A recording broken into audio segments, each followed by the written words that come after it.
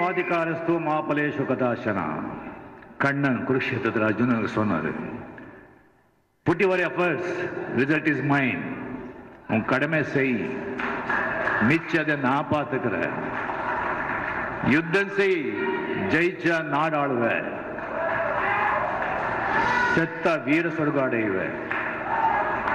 யுத்தம் செய்ய மாட்டேன்னு போயிட்டேன்னு சொன்ன உன்னை கோழைன்னு சொல்லுவாங்க.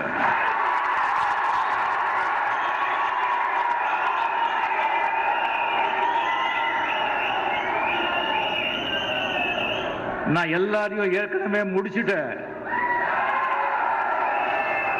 நீ அம்பு விடுறதுதான் பாக்கி. அவ்வளவு